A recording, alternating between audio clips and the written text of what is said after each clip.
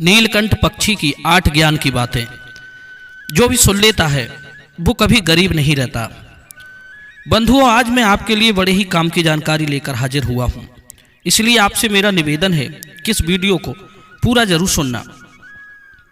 किसी जंगल में एक नीलकंठ पक्षी का जोड़ा रहता था। दोनों पति पत्नी एक दूसरे के लिए बड़े दिलो जान से चाहते थे। नीलकंठ की जो पत्नी थी वो बड़ी ही जिज्ञासु स्वभाव की पक्षी थी। वो अपने पति से हर समय कुछ न कुछ पूछती रहती थी। एक रात जब दोनों पति पत्नी गंगा के किनारे एक वृक्ष की डाली पर बैठे हुए थे, तो नीलकंठ की पत्नी अपने पति नीलकंठ से कहती है कि हे प्यारे, आज मेरा मन बड़ा ही व्याकुल है। आज मुझे बहुत ही ज्यादा बेचैनी हो रही है। हे पिया, कुछ ऐसा उपाय करो जिससे मेरा मन कुछ हल्का हो जाए। मित्रों, जब नीलकंठ अपनी पत्नी की इन बातों के लिए सुनता है तो नीलकंठ अपनी पत्नी से कहता है कि हे प्रिय, ऐसा क्या कारण है जिससे तुम्हारा मन इतना व्याकुल है? आखिर मुझे ऐसा क्या करना चाहिए जिससे तुम्हारी व्याकुलता दूर हो जाए? ये सुनकर के नीलकंठ की पत्नी कहती है कि कोई ऐसी कहानी सुनाओ जिससे सुनकर मेरे मन के लिए कुछ शांति मिल जाए और कुछ ज्ञान प्राप्त हो। इस प्रकार से नीलकंठ अपनी पत्नी के लिए एक कहानी सुनाने लग जाता है और अपनी पत्नी से कहता है कि हे प्रिय, आज तुम्हें मैं एक अमीर बहन और गरीब भाई की कहानी सुनाता हूं। आज की कहानी सुनकर के तुम्हें पता चल जाएगा कि एक भाई और बहन का रिश्ता कैसा होता है और एक बहन और भाई के लिए अपना रिश्ता कैसे निभाना चाहिए। साथ ही साथ तुम्हें आज की इस कहानी में जानने को मिलेगा कि आखिर मनुष्य गरीब क्यों हो जाता है, किन कारणों से मनुष्य गरीब हो जाता है। आखिर ऐसे कौन से काम होते हैं जिनके करने से मनुष्य गरीबी के दलदल में फंस जाता है। ऐसे ही कई सवालों के जवाब आज की इस कहानी से जानने के लिए मिलेंगे। इसलिए आज की कहानी बड़ी ही मार्मिक और आपके जीवन में प्रेरणा देने वाली है। आज की कहानी के माध्यम से तुम्हें ज्ञान की 8 बातें पता चलने वाली हैं। इन बातों को सुनकर कोई भी मनुष्य अपनी गरीबी के लिए बड़े आसानी से दूर कर सकता है। आज की कहानी बड़ी ही शिक्षाप्रद है, इसलिए प्रिय, आज की इस कहानी के लिए तुम बड़े ध्यान लगाकर सुनना। नीलकंठ की पत्नी कहती है, यदि इतनी ही अच्छी कहानी है तो तुम कहानी के लिए कहना आरंभ करो। मैं पूरी तरह से ध्यान लगाकर आपकी कहानी सुनूंगी और उस कहानी में बताई गई उन 8 बातों पर भी जीवन में जरूर अमल करूंगी। मित्रों, इस प्रकार से नीलकंठ अपनी पत्नी के लिए कहानी सुनाने लग जाता है। नीलकंठ कहता है, हे प्रिय, बहुत पुराने समय की बात है। किसी नगर में एक बहुत ही अमीर किसान रहता था। उस किसान के घर में 2 जुड़वा संतानें पैदा हुई थी। उन दोनों जुड़वा संतानों में एक पुत्र था और दूसरी संतान पुत्री होती है। किसान अपने पुत्र का नाम तो रोहन रख देता है और पुत्री का नाम कमला रखता है। इधर धीरे धीरे रोहन और कमला बड़े होने लगते हैं। जब धीरे धीरे किसान की दोनों संतानें बड़ी हो जाती हैं, धीरे धीरे जब उनकी आयु एक दिन विवाह के योग्य हो जाती है, तो किसान के लिए अपने बच्चों की विवाह की चिंता सताने लगती है। एक दिन वो किसान किसी कार्य से अपने पड़ोस के एक शहर में जाता है, तो वहां पहुंचकर एक व्यापारी का पुत्र उसे पसंद आ जाता है और उस व्यापारी के पुत्र के साथ में वो अपनी बेटी कमला का विवाह कर देता है। इस प्रकार से कमला अपने पिता के यहाँ से विदा होकर अपने ससुराल चली जाती है।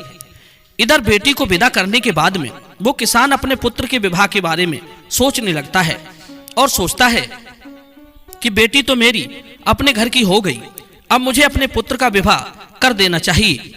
यदि मेरे पुत्र का विवाह हो गया तो मैं अपना बचा हुआ शेष जीवन अपनी बहू बेटियों के साथ में रहकर आराम से व्यतीत करूंगा। दर्शक बंधुओं, इतनी कहानी सुनाने के बाद में नीलकंठ अपनी पत्नी से कहता है, हे प्रिय, ईश्वर की लीला बड़ी विचित्र है। परमात्मा ना जाने कब किसके लिए अमीर बना दे और कब किसके लिए गरीब बना दे, इसके बारे में कोई नहीं जानता। उस अमीर किसान के साथ भी कुछ ऐसा ही होता है। एक दिन वो किसान किसी भयानक बीमारी की चपेट में आ जाता है। जब इधर किसान का पुत्र अपने पिता की ऐसी हालत देखता है, तो अपने पिता की ऐसी हालत को देखकर वो बेटा बहुत ही ज्यादा दुखी हो जाता है और उसके बाद में अपने पिता का अच्छे से अच्छे डॉक्टरों से इलाज करवाता है और अपने पिता के लिए महंगी से महंगी दवाइयां लेकर के आता है। धीरे धीरे उसकी धन संपत्ति सारी बिककर पिता के इलाज में चली गई। इस प्रकार अपने पिता का इलाज कराते हुए वो किसान का पुत्र एकदम से कंगाल हो जाता है, लेकिन फिर भी पिता की हालत में किसी प्रकार का कोई सुधार नहीं होता। जब कोई भी दवाई उस किसान की बीमारी में काम नहीं करती है, तो एक दिन वो किसान अपने बेटा के लिए अपने पास बुलाता है और अपने बेटा रोहन से कहता है कि हे पुत्र, जब भी कोई काम मनुष्य के सामर्थ्य से बाहर हो जाए, तब उसका कोई समाधान ना मिले, तो फिर ऐसे समय में उस काम को ईश्वर के भरोसे छोड़ देना चाहिए। इसलिए पुत्र, अब तुम मेरी चिंता छोड़ो और तुम अब अपने भविष्य के बारे में सोचो। मेरा क्या है, आज नहीं तो कल मुझे संसार छोड़कर जाना ही है। इसलिए पुत्र, अब तुम मेरी चिंता करना छोड़ो और अपना विवाह करके अपनी घर गृहस्थी बसा लो। अपने पिता के मुख से इन बातों को सुनकर रोहन एकदम चुप हो जाता है। आखिर वो बेचारा कर भी क्या सकता था। उसके घर में जो भी जमा पूंजी थी, वो तो उसके पिता के इलाज में पहले ही खर्च हो चुकी थी। फिर कहता है, हे पिताजी, जैसा आपके लिए उचित लगे आप वैसा कीजिए। उसके बाद वो गरीब किसान अपने पुत्र की शादी एक गरीब घर की कन्या से करवा देता है और शादी के कुछ दिन बाद ही उस किसान की मृत्यु हो जाती है। इधर पिता की मृत्यु के बाद रोहन अपने पिता का पूरी रीति रिवाज से अंतिम संस्कार करता है। रोहन का घर, खेत खलियान पिता की बीमारी में, पिता के इलाज में पहले ही बिककर लग चुके थे। जो कुछ भी जमा पूंजी बच जाती है, वो पिता के अंतिम संस्कार में समाप्त हो जाती है। इस प्रकार से रोहन एकदम बहुत ज्यादा गरीब हो जाता है। प्रिय मित्रों, जब रोहन एक दिन बिल्कुल ही कंगाल हो जाता है, तो वो गांव के बाहर अपनी पत्नी के साथ एक झोपड़ी को बनाकर रहने लगता है और दूसरों के खेतों में मेहनत मजदूरी करके अपने बीवी बच्चों का पेट पालने लगता है। उधर रोहन की बहन कमला, जिसका विवाह एक धनी व्यापारी के घर में हुआ था, उसे जब अपने भाई की स्थिति के बारे में पता चलता है, तो वो अमीर बहन अपने गरीब भाई से घृणा करने लग जाती है। मन में सोचने लगती है कि मेरा भाई अब तो बिल्कुल ही कंगाल हो चुका है। उसका घर जमीन सब बिक गया है और अब उसके पास में एक फूटी कौड़ी भी नहीं बची है। यदि ऐसी हालत में वो मेरी ससुराल आता है, तो उसे देख देख कर मेरी देवरानी और जेठानी मेरा बड़ा ही अपमान करेंगे और मेरा मजाक उड़ाएंगे कि तेरे पियर वाले तो बिल्कुल ही कंगाल हैं। ऐसे तो मेरी बहुत ही ज्यादा बदनामी होगी। इस कारण से कमला अपने सगे भाई से रिश्ता तोड़ देती है। ना तो कमला अपने भाई के लिए अपने ससुराल बुलाती है और ना ही कभी अपने भाई के घर जाती है। कमला के भाई रोहन को भी इधर अच्छी तरह से पता होता है कि मेरी बहन मुझसे नफरत क्यों करती है। इसलिए रोहन भी अपनी बहन की ससुराल कभी नहीं जाता है। इस तरह से कमला तो बड़े ऐसो आराम के साथ में अपनी ससुराल में अपनी जिंदगी गुजारती है। इधर रोहन मेहनत मजदूरी करके अपने पत्नी के साथ झोपड़ी में रहकर किसी तरह से अपने दिनों को काटने लगता है। इधर नीलकंठ अपनी पत्नी के लिए आगे की कहानी सुनाते हुए कहने लगता है, हे प्रिय, जब कुछ साल ऐसे ही गुजर जाते हैं, कुछ साल गुजरने के बाद एक दिन रोहन की बहन कमला के लड़के की शादी तय हो जाती है। लेकिन रोहन की बहन कमला अपने भाई के लिए किसी प्रकार का कोई निमंत्रण नहीं भेजती। जब इस बात का पता रोहन के लिए चलता है कि उसके भांजे की शादी होने वाली है, तो इस बात को सुनकर रोहन बहुत ज्यादा प्रसन्न हो जाता है और इस बात की खबर जाकर के अपनी पत्नी सुशीला को बताता है कि मेरी बहन के बेटे की शादी है और हम सभी के लिए बहन के घर चलना है। जब रोहन की पत्नी के लिए इस बात की जानकारी होती है कि ननद के बेटे की शादी है, तो वो भी इस बात को सुनकर बड़ी खुश हो जाती है और सोचने लगती है, चलो इसी बहाने से सही कम से कम मैं अपनी ननद से जाकर के मिल आऊंगी और उसके घर को देख आऊंगी। वो बड़ी खुश होकर अपने पति से कहती है, मैं तुम्हारे साथ में जरूर चलूंगी, लेकिन पहले मुझे ये बताओ, क्या हमारी ननद रानी ने हमारे लिए निमंत्रण भेजा है? अपने पत्नी के मुख से इन बातों को सुनकर रोहन बिल्कुल चुप हो जाता है। फिर रोहन अपनी पत्नी से कहता है कि हे प्रिय, न्योता तो नहीं आया है, पर मुझे ये दूसरों के द्वारा खबर मिली है कि हमारे भांजे की शादी है। लेकिन इससे क्या फर्क पड़ता है, आखिर वो है तो हमारी बहन का ही बेटा। तब सुशीला अपने पति से कहती है, देखो बात तो आपकी सही है कि आपके भांजे की शादी है, लेकिन बिना निमंत्रण के ननद के घर जाना उचित नहीं है और आपके लिए भी वहां नहीं जाना चाहिए।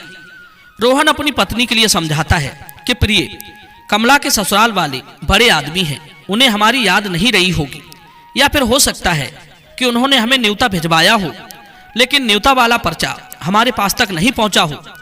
इसलिए प्रिय, तुम किसी भी प्रकार की कोई भी सोच विचारी मत करो। बच्चों के लिए तैयार करके मेरे साथ तुम बहन के घर के लिए चलो। अपने पति की इन बातों को सुनकर सुशीला कहने लगती है, हे पिया, यदि तुम जाना चाहते हो तो तुम जा सकते हो, लेकिन बिना निमंत्रण के मैं नहीं जाऊंगी। तब पत्नी के मुख से ऐसी बातों को सुनकर रोहन कहता है, ठीक है, यदि तुम्हारी यही इच्छा है तो तुम बच्चों के साथ घर पर ही रहो। मैं अकेला कमला की ससुराल के लिए चला जाता हूँ।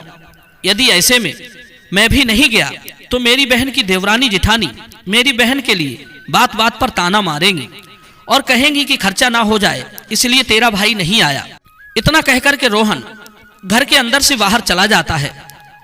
इधर नीलकंठ आगे अपनी पत्नी को कहानी सुनाते हुए कहता है, हे प्रिय, रोहन जो था वो बहुत ही ज्यादा गरीब हो चुका था।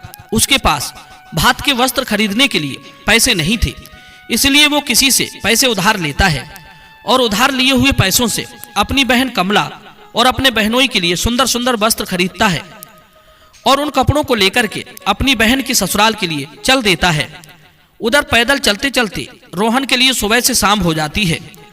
तब कहीं जाकर के वो अपनी बहन के दरवाजे पर पहुंचता है और दरवाजे के एक तरफ जाकर के खड़ा हो जाता है। बेचारा दरवाजे पर ही खड़े होकर अपनी बहन के आने का इंतजार करता है। तभी कमला की जेठानी की नजर रोहन पर पड़ जाती है और वो रोहन के लिए पहचान लेती है। रोहन को देखने के बाद कमला की जेठानी जाकर कमला के लिए बताती है कि हे कमला, आज तेरा भाई तेरे घर आया है, तेरे दरवाजे पर खड़ा है।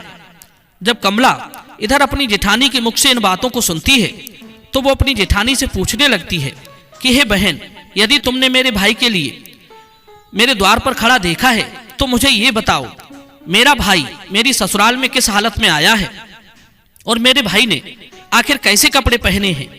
तो उसकी जेठानी कहती है कि तुम्हारा भाई फटे पुराने वस्त्र पहनकर तुम्हारे द्वार पर खड़ा है, वो तुम्हारे आने का इंतजार कर रहा है। यह सुनकर के कमला गुस्से में भर जाती है और सभी की नजरों को बचाते हुए अपने भाई के पास पहुंचती है। इधर रोहन जब अपनी बहन कमला के लिए अपने पास आते हुए देखता है तो खुशी के मारे उसका चेहरा खिल उठता है। अपनी बहन को देखकर के रोहन की आंखों में आंसू टपकने लगते हैं। उसके बाद कमला अपने भाई को अपने साथ में लेकर सबकी नजरों से बचाते हुए अपने घर के अंदर सबसे अंदर वाले कमरे में ले जाती है और कमरे में ले जाकर के पूछने लगती है कि हे भैया, तुम्हारे पास आखिर किसने न्योता भेजा था जो तुम यहाँ चले आए। तब रोहन कहता है, बहना, तुमने तो अपने भाई के लिए बिल्कुल ही भुला दिया, लेकिन किसी के मुंह से मुझे पता चल गया कि मेरे भांजे की शादी है, इसीलिए मैं तुम्हारे लिए और तुम्हारी बेटे के लिए नए कपड़े लेकर आया हूँ।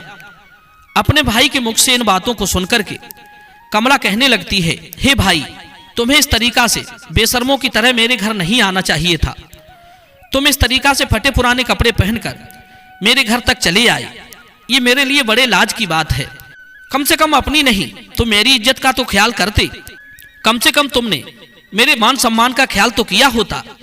आखिर तुम्हारी तो कोई इज्जत नहीं, कम से कम तुमने हमारी इज्जत के बारे में तो सोचा होता। कमला के मुख से ऐसे कटु शब्द सुनकर वो मजबूर भाई का कलेजा छलनी हो जाता है। तब रोहन अपनी बहन के कदमों में गिरकर माफी मांगने लगता है और कहता है, हे बहन, मुझे क्षमा कर दो। मुझे नहीं पता था कि मेरी वजह से यहाँ तुम्हारी बदनामी होगी। तुम्हारी बदनामी ना हो, तुम्हारी देवरानी जेठानी तुम्हें ताना ना मारे, इसीलिए तुम्हारे लिए वस्त्र लेकर आया हूँ। यदि मुझे ये बातें पहले ही पता होती कि तुम मेरी वजह से इतनी आहत हो जाओगी, कि तुम्हें मेरे आने से इतना बुरा लगेगा, तो मैं तुम्हारे दरवाजे पर कभी नहीं आता। भला मैं तो ये सोच कर आया था कि मेरे भांजे की शादी है, यदि मैं नहीं पहुंचा तो मेरी बहन के लिए मेरी बहन की देवरानी जेठानी ताने मारेंगी। रोहन की बातों को सुनकर कमला का गुस्सा जब थोड़ा सा शांत होता है तब वो रोहन से कहती है, चलो, जब तुम आ ही गए हो तो मेरी एक बात तुम कान खोलकर सुन लो। जब तक मेरे बेटे की शादी नहीं हो जाती तब तक तुम इसी कमरे में बंद रहना और भूल कर भी इस कमरे से बाहर निकलने की गलती मत करना, वरना तुम्हें देखकर मेरी दो कौड़ी की हो जाएगी। लोग कहेंगे कमला का भाई तो भिखारी है। रही भोजन की बात, तो जब भोजन बन जाएगा तो मैं तुम्हें भोजन की थाली तुम्हारे कमरे में पहुंचा दूंगी। तुम भोजन खाकर के चुपचाप पिछले दरवाजे से अपने घर के लिए चले जाना। रोहन कहता है ठीक है बहना, मैं आज रात को ही तुम्हारे घर से अपने गांव के लिए चला जाऊंगा, मगर मेरी तुमसे एक विनती है। मैं तुम्हारे लिए और जीजा जी के लिए जो कपड़े लाया हूं तुम उन कपड़ों के लिए रख लो, उन्हें मैं तुम्हारे लिए बड़े प्यार से लाया हूं। तब कमला अपने भाई से कपड़ों को लेकर कमरे के बाहर चली जाती है और जाते समय बाहर से उस कमरे की कुंडी लगा जाती है। रोहन उस अंधेरे कमरे में बैठकर अपने बहन के वापस आने का इंतजार करने लगता है। साथियों, इतनी कहानी सुनाकर नीलकंठ चुप हो जाता है। तब नीलकंठ की पत्नी कहती है, हे प्राणनाथ, बहुत ही प्यारी कहानी है, आगे सुनाओ, इस कहानी में आगे क्या होता है। तब नीलकंठ कहानी के लिए आगे सुनाता है, हे प्रिय, इधर तो रोहन उस अंधेरे कमरे में बैठा हुआ अपनी बहन के लौटने का इंतजार कर रहा होता है कि मेरी बहन मुझे भोजन लेकर लौटकर वापस आती होगी, आज तो मुझे स्वादिष्ट भोजन खाने को मिलेगा। उधर वो निर्मोही बहन अपने भाई को उस कमरे में बंद करके अपने घरेलू काम धंधे में लग जाती है और भाई के लिए भूल जाती है।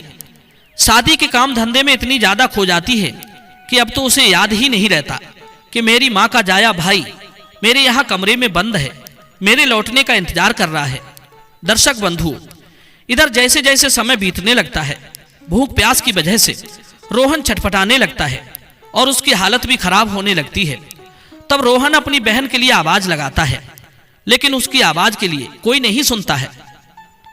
इस तरह से रोहन के लिए उस अंधेरे कमरे में पड़े पड़े 3 दिन बीत जाते हैं। इधर रोहन के लिए अपने बीवी बच्चों की याद आती है।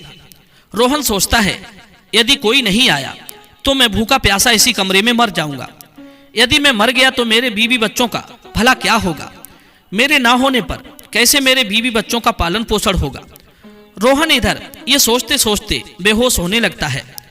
तभी किसी काम की वजह से कमला की जेठानी कमरे के पास से गुजरती है। जब रोहन के कानों में कमला की जेठानी की पायल की आवाज सुनाई देती है, रोहन अपनी पूरी ताकत से उस कमरे का दरवाजा पीटने लगता है। जब कमला की जेठानी के कानों में उस दरवाजे की आवाज जाती है तो वो दरवाजे के लिए खोलकर देखती है तो अंदर रोहन को देखकर चौंक जाती है और रोहन से पूछने लगती है, हे भाई, तुम्हें इस कमरे में किसने बंद किया था। रोहन इस बात का कोई जवाब नहीं देता है। जब माया की जेठानी दोबारा पूछती है तो रोहन इस बात को छुपा लेता है। वो झूठ मूठ कह देता है कि मैं इस कमरे में आराम कर रहा था, तभी किसी ने गलती से बाहर से दरवाजे की कुंडी लगा दी और मैं इस कमरे में बंद हो गया। बहन, यदि तुम आज नहीं आती तो मेरे प्राण पखेरु उड़ जाते। और इतना कहने के बाद रोहन घर के पिछले दरवाजे से चुपचाप बाहर निकल जाता है और इधर अपने घर की सीध लगा लेता है। 3 दिन का भूखा प्यासा बेचारा रोहन अपने घर के लिए चल देता है। अंत में वो चलते चलते काफी दूर निकल जाता है। उसे ठीक से रास्ता नहीं चली जा रही थी, उसे एकदम चलते चलते चक्कर आने लगता है। जैसे ही रोहन का सिर चकराता है और वो उसी समय जमीन पर गिरने वाला होता है, तभी वहां पर कहीं से एक बूढ़ी माँ आ जाती है और वो बूढ़ी माँ रोहन के गिरने से पहले ही रोहन को संभाल लेती है। दर्शक बंधुओं, जब कुछ घंटे बाद रोहन के लिए पुनः दोबारा होश आता है तो रोहन स्वयं को एक बूढ़ी माँ की गोद में लेटा हुआ पाता है। बूढ़ी माँ एक पंखा लेकर उसके ऊपर हवा कर रही थी।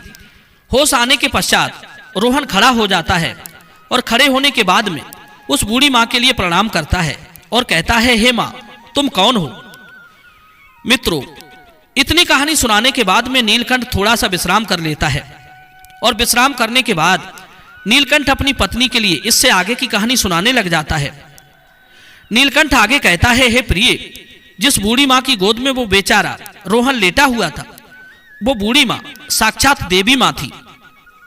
इधर रोहन की पत्नी सुशीला रोज उस देवी माँ की पूजा किया करती थी और पूर्ण श्रद्धा से भाव से देवी माँ की भक्ति किया करती थी। इसीलिए जब रोहन चक्कर खाकर के गिरने वाला होता है तो उसी समय पर तत्काल देवी प्रकट होकर रोहन को संभाल लेती है और रोहन का सिर अपनी गोद में रखकर उसे अपनी गोद में सुला लेती है। जब रोहन के लिए होश आता है तो वो देवी माता के लिए प्रणाम करके अपने घर के लिए वहां से चलने लगता है। तभी उसी समय पर बूढ़ी माँ कहती है, बेटा, तुम भला कहाँ से आ रहे थे और इधर कहाँ जा रहे थे। तब रोहन बताता है, हे माँ, मेरी भांजे की शादी थी, इसी वजह से मैं अपनी बहन के घर से आ रहा था और इधर मेरा गांव है, मैं अपने गांव के लिए जा रहा हूँ। तो बूढ़ी माँ रोहन से कहती है, बेटा यदि तुम बुरा ना मानो तो मैं तुमसे एक बात पूछना चाहती हूँ। तब रोहन कहता है, पूछो माँ, तुम मुझसे क्या पूछना चाहती हो। बूढ़ी माँ पूछती है कि बेटा यदि तुम अपनी बहन के घर से आ रहे हो, जैसा कि तुमने बताया कि वहां पर शादी थी, तो फिर तुम लौट कर के खाली हाथ कैसे जा रहे हो? क्या तुम्हारी बहन ने तुम्हारी बीवी बच्चों के लिए कुछ नहीं भेजा? बूढ़ी माँ के मुख से ऐसी बातों को सुन करके रोहन की आंखों में आंसू आ जाते हैं। रोहन उसके बाद में उस बूढ़ी माँ को अर्थात देवी माँ को सारी बात बता देता है। इस प्रकार से रोहन के मुंह से पूरी घटना को सुनने के बाद में वो बूढ़ी माता कहती है, हे पुत्र, तुम किसी भी प्रकार की चिंता मत करो, जो हुआ उसे भूल जाओ, उसे जाने दो। यहाँ से कुछ दूरी पर मेरा एक बगीचा है, उस बगीचे में अनेकों प्रकार के फल लगे हुए हैं, तुम उस बगीचे में चल कर के फल खाकर अपना पेट भर लो, क्योंकि तुमने 3 दिन से कुछ नहीं खाया है। जब तुम्हारा पेट भर जाए तो कुछ फल तुम अपनी बीवी और बच्चों के लिए भी तोड़ कर रख लेना। जब तुम्हारी बीवी बच्चे जब भी तुमसे मिलेंगे तो पूछेंगे कि तुम अपनी बहन की ससुराल से क्या लेकर के आए हो, तो तुम कह देना, मेरी बहन ने तुम्हारे लिए ये फल भेजे हैं। ऐसा करने से बेटा तुम अपनी बीवी बच्चों के सामने शर्मिंदा होने से बच जाओगे और इससे तुम्हारी मान प्रतिष्ठा भी बची रहेगी। रोहन इस प्रकार से जब बूढ़ी माँ की इन बातों के लिए सुनता है तो बात मान करके रोहन बूढ़ी माँ के बगीचे में पहुंच जाता है। उस बगीचे में नाना प्रकार के फल लगे हुए थे। तब रोहन वृक्षों से फल तोड़कर खाने लगता है और जब उसका पेट भर जाता है तो कुछ फलों को तोड़ करके वो अपने थैले में रख लेता है। ये सब करने के बाद में रोहन उस बूढ़ी माँ से आज्ञा लेकर अपने घर के लिए चला आता है। तब बूढ़ी माँ रोहन से कहती है, हे पुत्र, जाते समय तुम मेरी इन 8 बातों के लिए सुनते जाओ, ये तुम्हारे जीवन में बहुत ज्यादा काम आएंगी। इस प्रकार से बूढ़ी माँ रोहन के लिए 8 बातें बताती है। उन 8 बातों को सुनकर के रोहन अपने घर के लिए चल देता है। जब रोहन फलों से भरा हुआ उस थैले को लेकर अपने घर पहुंचता है, रोहन के छोटे छोटे बच्चे और रोहन की पत्नी रोहन के पास आते हैं और पूछने लगते हैं, पिताजी, तुम बुआ के घर से आ रहे हो, आखिर बुआ ने हमारे लिए क्या भेजा है? ये सुनकर रोहन अपने हाथों का थैला अपनी पत्नी को थमा देता है और थैला देने के बाद रोहन घर से बाहर निकलकर चला जाता है। उधर रोहन के जाने के बाद में रोहन की पत्नी जब उस थैले को खोलकर देखती है, थैले के अंदर का नजारा देखकर वो एकदम से हैरान रह जाती है। सुशीला थैले में देखती है कि वो थैला पूरा सोने चांदी के फलों से भरा हुआ है। जब रोहन की पत्नी अनार के लिए फोड़ती है तो अनार के फलों से हीरे निकलते हैं। जब आम के फल काटती है तो आम की गुठलियों की जगह सोने की गुठली निकलती है। यह देखकर के रोहन की पत्नी बहुत ज्यादा खुश हो जाती है और दौड़कर अपने पति के पास में पहुंचती है और अपने पति के पास पहुंच करके अपने पति से कहती है कि तुम तो शादी में गए थे और आखिर तुम लेकर क्या आए हो? रोहन अपनी पत्नी की इन बातों को सुनकर सोचने लगता है कि मेरे घर वालों के लिए शायद फल पसंद नहीं आए होंगे, इसीलिए मेरी पत्नी आज मुझसे ऐसी बात पूछ रही है। मुझे तो अपने बच्चों के लिए लड्डू पेड़ा लेकर आना चाहिए था। तब रोहन अपनी पत्नी से कहता है, हे प्रिय, बहन ने जो कुछ भी भेजा है वो मैंने लाकर तुम्हें दे दिया। अब जो कुछ भी थैले में है उसके लिए ही बच्चों को बांट कर दे दो। तब पत्नी कहती है कि पहले तुम घर के अंदर चलो और घर पर चलकर देखो तो कि तुम्हारी बहन ने तुम्हारे लिए क्या भेजा है। ये कहकर सुशीला अपने पति को पकड़कर ले जाती है और अपने पति से कहती है, इसे जरा देखिए तो सही, आखिर हमारी ननद ने हमारे लिए क्या भेजा है। और इतना कहकर सुशीला रोहन के सामने थैले को पलट देती है। थैला पलटते ही अंदर से हीरे मोती सोने चांदी निकलते हैं। सुशीला कहती है कि आखिर हमारी ननद ने तो हमारा भाग्य ही बदल दिया, उन्होंने फलों में छुपा करके हीरे मोती भेजे हैं। जब ये नजारा रोहन देखता है तो समझ जाता है कि मुझे जो रास्ते में बूढ़ी माँ मिली थी वो कोई साधारण माँ नहीं थी, वो बूढ़ी माँ कोई देवी माँ थी। लेकिन इस बारे में रोहन अपनी पत्नी के लिए कुछ भी नहीं बताता है और मन ही मन उस बूढ़ी माँ के लिए धन्यवाद देता है। दर्शक बंधुओं, इतनी कहानी सुनाने के बाद में नीलकंठ थोड़ा सा आराम करता है। फिर आगे की कहानी अपनी पत्नी को सुनाने लगता है कि हे प्रिय, इस प्रकार से रोहन के लिए बहुत सारा धन मिल जाता है। रोहन पहले की तरह फिर से अमीर बन जाता है। कुछ समय बाद रोहन अपनी बीवी और बच्चों के लिए एक अच्छे से आलीशान महल बनवाता है और बड़ी शान शौकत के साथ राजा महाराजाओं की तरह उस महल में रहने लगता है। और सभी नगर के लोग भी रोहन को ऐसा देख करके उसका मान सम्मान करने लगते हैं। धीरे धीरे करके इधर जब रोहन का महल तैयार हो जाता है, जब उसकी राजा महाराजाओं जैसी शान शौकत हो जाती है, तो एक दिन रोहन की पत्नी सुशीला अपने पति से कहती है कि आज सावन का महीना आने वाला है और सावन के महीने में सभी स्त्रियां अपने पिता के घर जाती हैं, इसलिए तुम भी अपनी बहन के ससुराल जाओ और मेरी ननद के लिए मेरे घर बुलाकर लाओ। इसी बहाने से वो अपने पीहर घूम जाएंगी, इसी बहाने से मैं भी अपने ननद से मिल लूंगी। रोहन जब अपनी पत्नी की ऐसी बात सुनता है तो रोहन अपनी पत्नी के कहने पर फिर से अपनी बहन के ससुराल चल देता है और कुछ समय के बाद ही अपनी बहन के ससुराल पहुंच जाता है। एक बार रोहन फिर से अपनी बहन के उसी दरवाजे पर जाकर खड़ा हो जाता है जिस दरवाजे पर वो कुछ दिन पहले आकर के खड़ा हुआ था। उसी समय पर कमला की जेठानी घर से बाहर निकलती है और बाहर का नजारा देख करके दौड़ी दौड़ी कमला के पास में जाती है और कमला से कहती है कि हे कमला बहन, आज तो तेरा भाई आया है।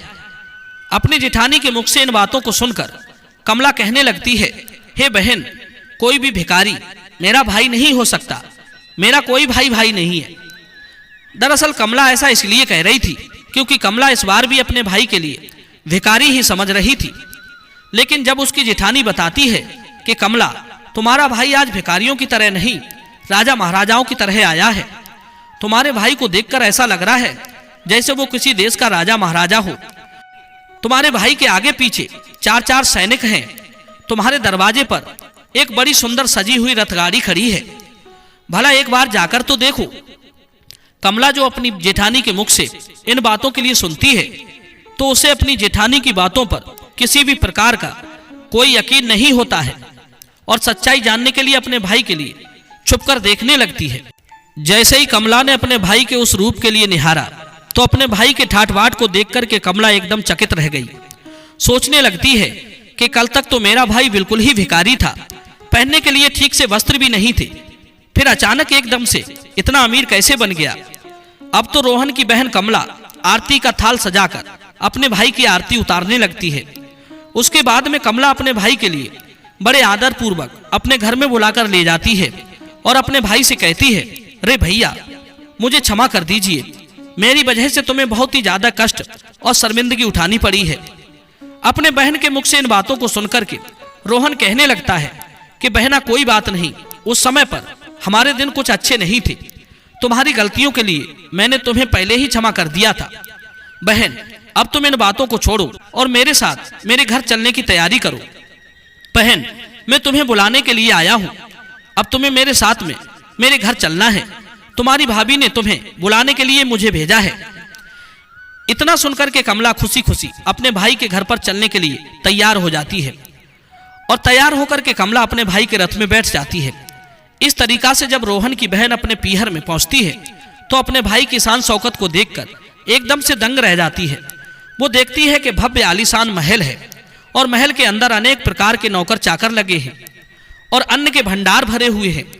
कमला अपने भाई की ऐसी स्थिति को देखकर एकदम से हैरान रह जाती है और उधर रोहन की पत्नी भी अपनी ननद की खूब ज्यादा सेवा करती है।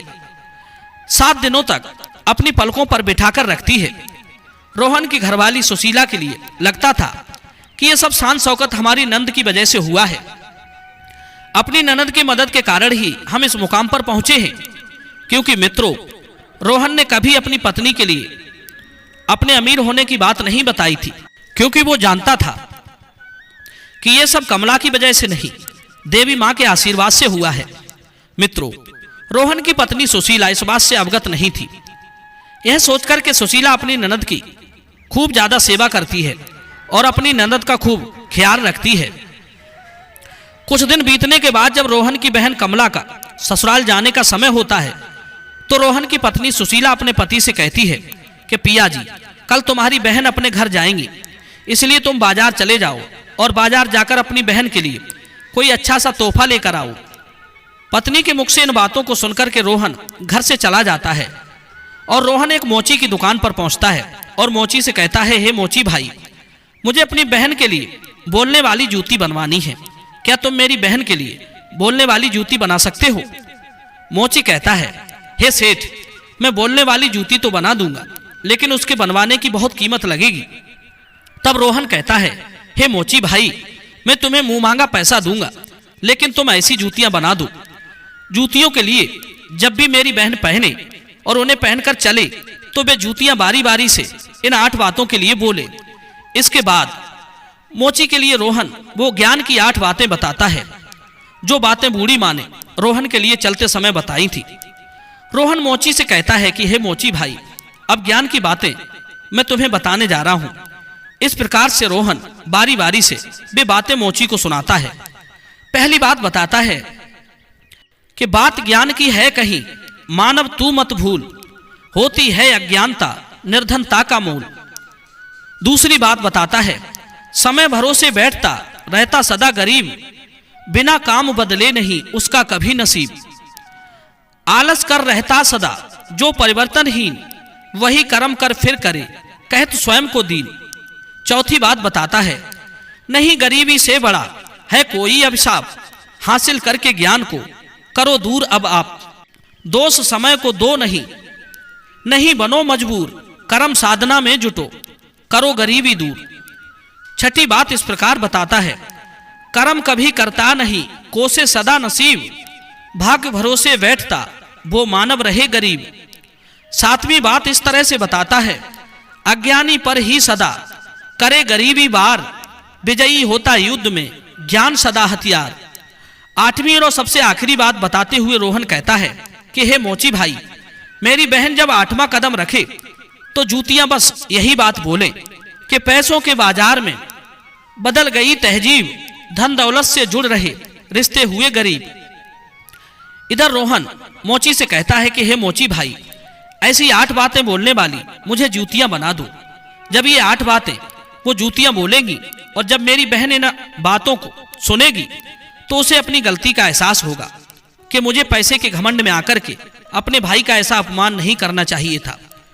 तब नीलकंठ अपनी पत्नी से कहता है, हे प्रिय, इस प्रकार से रोहन उस मोची से अपनी बहन के लिए हीरे मोतियों से जुड़ी हुई सोने और चांदी की जूतियां बनवाता है और उन जूतियों को ले जाकर अपनी बहन के लिए उपहार स्वरूप दे देता है। सोने चांदी की जूतियों को पाकर के कमला का चेहरा एकदम खिल जाता है। उसके बाद कमला अपने भाई से विदा लेकर अपने घर चली जाती है। इधर कमला जब अपनी ससुराल पहुंच जाती है तो कमला की देवरानी जेठानी पूछने लगती है, हे कमला, तुम अपने भाई के घर से आई हो, तुम्हारे भाई ने तुम्हें क्या उपहार दिया है? तब कमला अपनी देवरानी जेठानी, अपने सास ससुर और अपने देवर जेठ को अपने भाई के द्वारा दी हुई भेंट दिखाती है। वो जूतियां दिखाती है और कहती है, देखो, मेरे भाई ने मुझे सोने चांदी से जड़ी हुई, हीरे मोती से जड़ी हुई ये जूतियां दी हैं। तब कमला उन जूतियों को पहन करके चलकर दिखाती है। जैसे ही कमला उन जूतियों के लिए पहन करके चलती है तो जूतियां बोलती हैं कि पैसों के बाजार में बदल गई तहजीब, धन दौलत से जुड़ रहे रिश्ते हुए गरीब।